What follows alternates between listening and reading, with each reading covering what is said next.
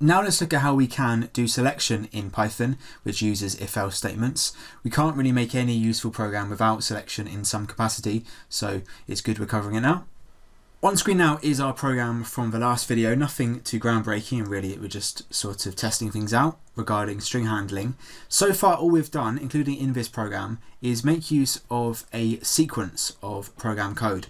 A sequence is where we're writing instructions and the instructions are followed one by one by one. So the program, the interpreter, which is running this code, when I click run, it's just working its way down my page, doing one line at a time. So it's running line 1, running line 2, nothing on it, running line 3, running line 4, nothing on it, and so on. So it's doing it line by line. This is fine, but we're not really behaving in a way which is natural in terms of most algorithms, most human behavior. We're not just mindlessly following a sequence like it kind of is here. Instead, we are making decisions and changing what we're doing based on certain conditions, which is what selection is all about. So we have sequence as one main programming concept, or construct I should say. We have selection, and finally we have iteration, which we'll look at in a future video. We'll look at selection just today. So in selection, we want to change what we are doing, change our sequence based on some decision, based on some condition, which will alter the flow of our program. The flow is how the computer makes its way through our code. Right now in sequence, it's just doing it line by line. We want it to be a little bit more branching.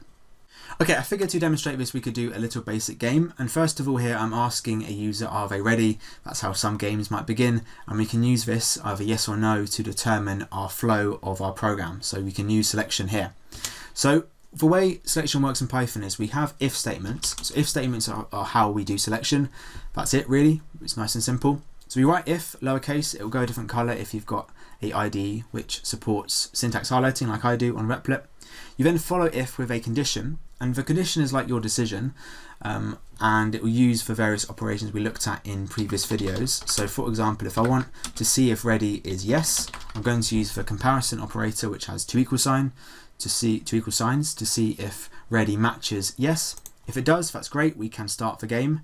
And you follow this condition with a colon. This is just how the syntax is for selection. You then press enter, and this is where you're going to write the instructions which will execute if this condition is true. If this condition is false, this instruction I'm writing, I could say, I don't know, great for the time being, this will never get executed if ready does not equal false, it does not equal yes. So if ready is no, print great never ever gets done. So we can start to determine our flow of execution based on certain conditions. And you'll notice that without me even doing it, I just pressed enter. Replit has added a little, what we call an indent at the start of this line. So we've got a tiny bit of white space. So the white space is just any gap. So we have white space here after ready, after operator. That's white space, just any thing which looks empty of a character, even if it has got a character, just an empty space.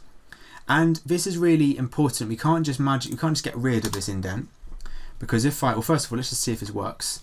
So I put the indent back with my tab. So we could run this, are you ready? I type in yes, press enter, I get great, that's perfect. If I typed in anything else, just no for the time being, it will do nothing because this print is never ever looked at. It'll just skip this because the condition was false. But anyway, what was I saying? If we get rid of this indent, we can try this again. So are you ready?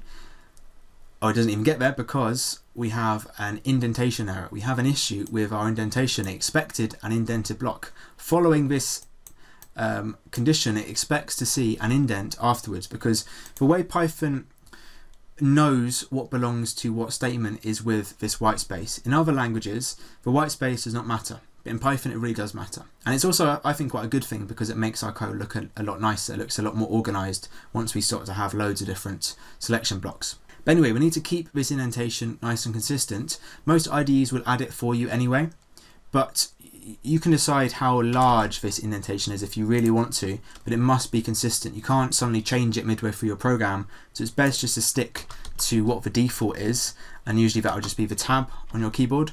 If I get rid of my comments here just to clean it up a little bit, and if I now on my keyboard press backspace to go back to the default indentation, I can now add a second condition, or really I just want to add else. So else is there to cover every other case. So if we don't have any particular condition, else is good because it covers all other options. So if I press enter now and type just OK, like that, I can now type in anything I want to here, and it's going to give me OK.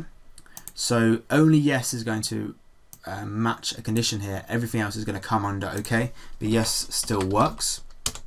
So else is good for any value we don't necessarily expect in a condition. We can't have a if statement for every single thing. Oops, we can't have an if statement for every single thing, but we can add more conditions, and we can do that by just below if and above else. Again, making sure our indentation is back to normal by going backwards. I'll talk about what happens if we don't do that indentation or get rid of the indentation. We can now do else if, which we shorten to elif.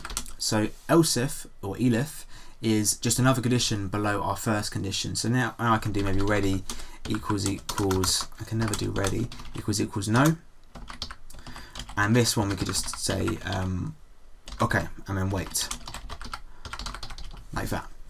Obviously if we're doing a proper program, we'd build this up a bit.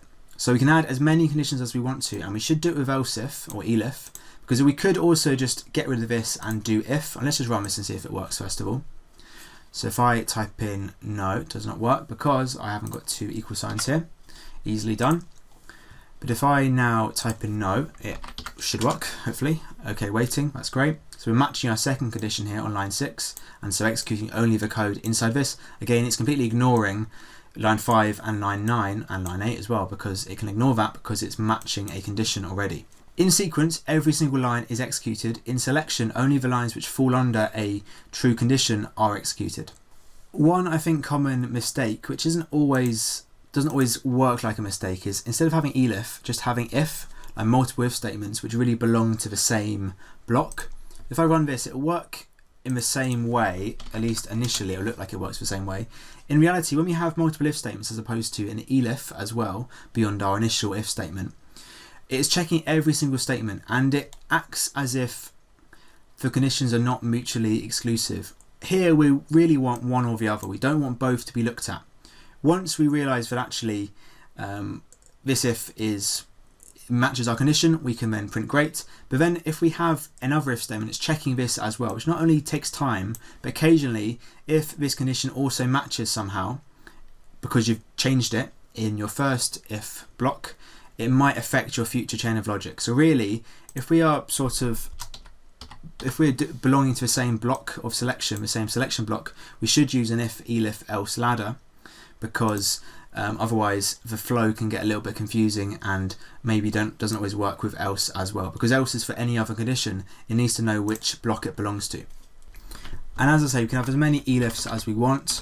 So we could do ready equals don't know, and then colon, and then print enter yes or no, and so on. So we have as many elifs as we want. Make sure you use elif after your first if, not just loads of ifs below it.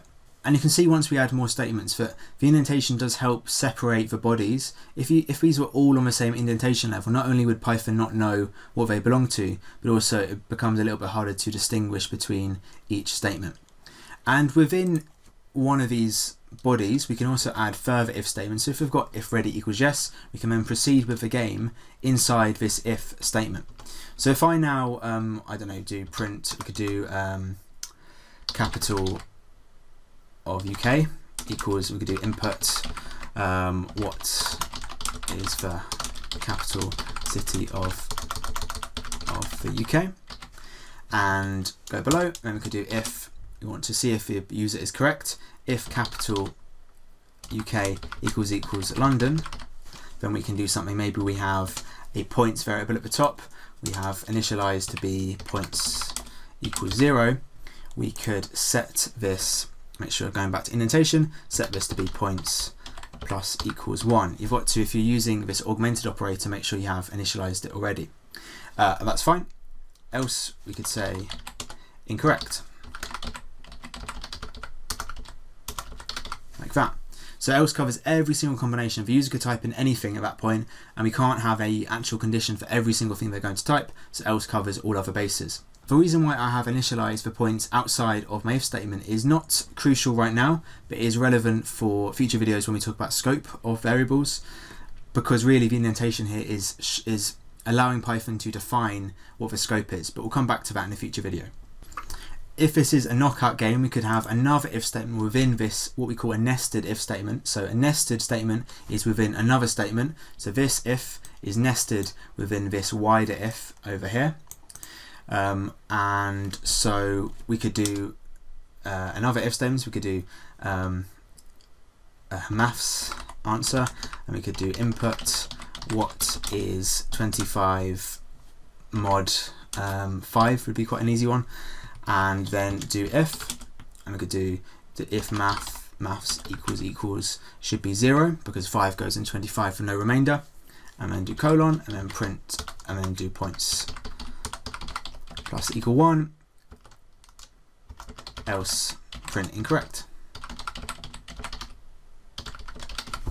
The only thing here which is an issue is because we have all user input as a string, I would need to convert this to, or cast it to an integer or a float. So change this to int, make sure this is an int, and so on. So this is not a perfect game, clearly. It's very messy already, as even if I'm just doing it off the top of my head. But we can try this, and we've got this nesting going on. So we've got a fair bit of nesting, and so this indentation kind of helps. You can kind of control the white space to an extent. In some IDEs, it allows you to minimize certain blocks, which is quite useful. Anyway, let's try this and see what happens if I run this. Are you ready? So let's just do yes. So we go through our flow of execution. So right now we are never ever going to go down to the elifs and else because I've already met a condition. So great. What's the capital of the UK? I can type in London. Hopefully this works. It doesn't say it works, but hopefully it did. What is 25 mod 5? I should say 0. And it does nothing right now because if you see the logic, all it's doing is adding 1 to this variable behind the scenes. But I assume it's working how it should be. We could probably, once this finishes, we should probably print out the score and so on. In our conditions, we can do maths. So here I've done the hard work for Python itself. I can replace this 0 by doing 25 mod 5 in brackets to make sure there's no issues with order of operations, and that would do the same thing. As in this would evaluate to 0, and then it would compare maths to 0. That's a way how you can maybe adapt your questions based on various factors. Another thing that's quite useful to do, if you have user input, to sort of standardize things, you can use a string handling function to convert it to either uppercase or lowercase. So it doesn't apply to the number one, but it applies to the capital city. If I convert this to a dot to lower, then empty brackets, because this is a method which is applied to this object, which is a string once this gets replaced. It makes sure that all of your answers are lowercase, whatever they are. I mean, I'll need to go down here and make this a lowercase, otherwise it won't match. And so I could, if I type in yes, and then I type in London with a capital L, it will convert this to lowercase, and so it will match up with my condition over here. So in summary, the structure for selection is this. You may not always need to use elif, for example. Maybe you don't even need to use else always, but I would say else is really useful because you can't always predict what the user is going to type in or what is going to happen. Else covers all other bases. So we have a condition. This condition needs to be true for the statements within that block to be executed. If this condition is not true, then these statements will never ever get executed because they're not even looked at by the computer as it works its way down your code. elif is for another condition after if. Don't just use if here because it can cause confusion. Make sure you use elif if it belongs to the same selection structure, and then else covers all other bases, as I say. It doesn't test any condition. This try now is just really one exercise. Have a read of these instructions here, but generally I want you to write a basic program with if, elif and else ideally. You don't have to do else, but it's a good idea to, and try and get it to do some calculations based on the areas of shapes, 3 different shapes, and each statement needs to have a different calculation involved. The only thing to say is about the circle is a little bit trickier. I would just approximate pi, but you can also input pi. You can look up how to do that if you want to. And also for this formula pi r squared, you need to do the square root. You can do this by using a built-in function sqrt, which I haven't taught you, but alternatively you can just do it with normal exponentiation. If you raise a number to the power of a half, that is the same as taking the square root. So you can complete this task using only the stuff we've covered in the videos. And as always, there'll be a sample solution in the description. Not a perfect solution, not the only solution, but it may guide you if you need help.